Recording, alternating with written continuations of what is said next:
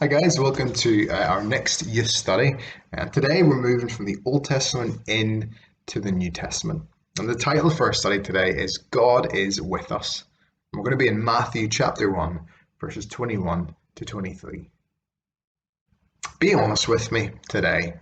Were you scared of anything as a kid? Maybe you were, and it's still something that you're a little bit scared of today. I know I've told this story before, but I'm going to tell it again. For those of you who don't know, when I was a kid, I was a little bit scared of the dark. I can remember nights when it would take me absolutely ages to get to sleep. And my parents must have realized that it was an issue for me. And so they thought they would try to do something that might help me feel less scared.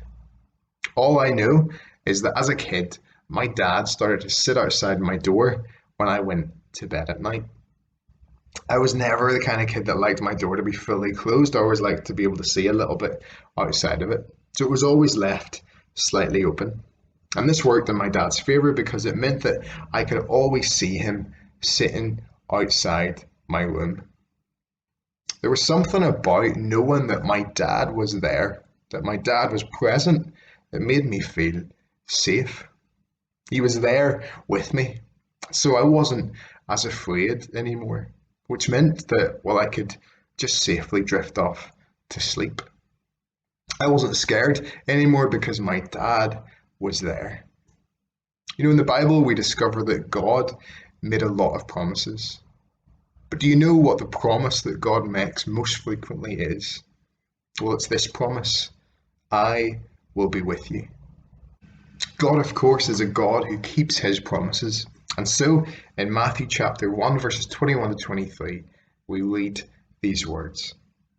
She will give birth to a son, and you're to give him the name Jesus, because he will save his people from their sins. All this took place to fulfill what the Lord had said through the prophet. The virgin will conceive and give birth to a son, and they will call him Emmanuel, which means God with us. This is a reminder to us that we do not worship and serve a distant God, but one that is close, one that is involved, one that's with the people that he created. Nowhere is this more evident than in the person of Jesus. God came and lived among us. And what makes this more incredible is that God wants to be with us even though we so often abandon him. God wants to be with us even though we've messed up everything that he so lovingly gave us. Sin has ruined everything and has caused God so much pain.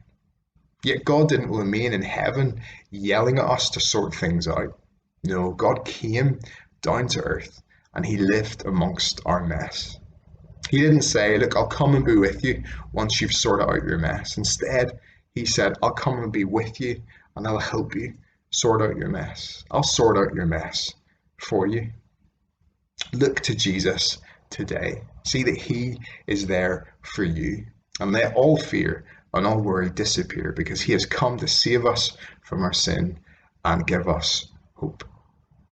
I'll finish with a great quote today from Matthew Henry. Here's what he says.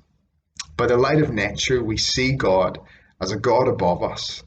By the light of the law, we see him as a God against us.